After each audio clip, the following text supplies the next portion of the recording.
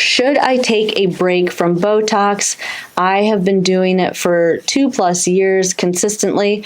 Botox is an excellent question that I get a ton, whether you should do it or not. You know, I've done a video on it, a pretty comprehensive video on YouTube. So if you type in Rehab HQ and Botox, you will find that video. It definitely depends on the person. So I say this in the video, but it's toxic. So just be mindful of that. Although there aren't a lot of like reported adverse events, meaning that it's relatively safe, but just so you know, it is toxic. You are kind of turning off some of the chemicals, or you're stopping some of the chemicals from going to a muscle that actually cause a muscle to contract. So be mindful of that. The benefit of it is that they can direct it to a specific muscle. So if you have spasticity and you're taking baclofen orally, like through a pill, baclofen is systemic and it kind of suppresses a lot of things. So there's a lot of side effects to it. So if you're finding benefit from baclofen, but you don't like the way it makes you feel, then I think that Botox might be something that you want to try. If you've been doing Botox for 2 years, you kind of already know whether or not this is something that helps you or not.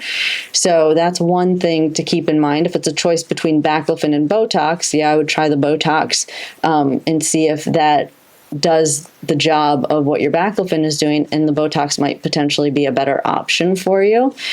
In my experience, I don't think I've ever seen anyone where it's turned off a muscle completely.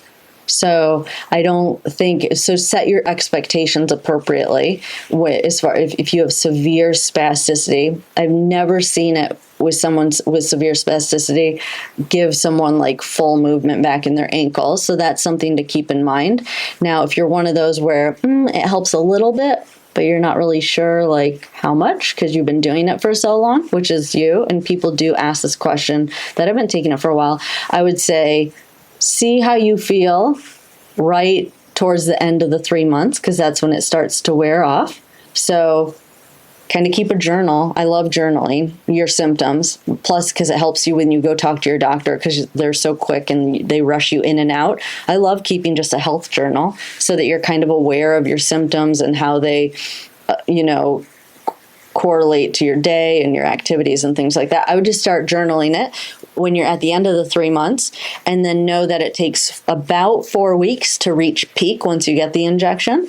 So I would wait until about 3 to 4 weeks after you get to the injection and try and keep a journal again of how you feel, and then compare and see. So I don't think it's good or bad. I think it depends on the person. If you liked that video and you want to learn more exercises on how to improve your walking, definitely check out this video over here or that video over there.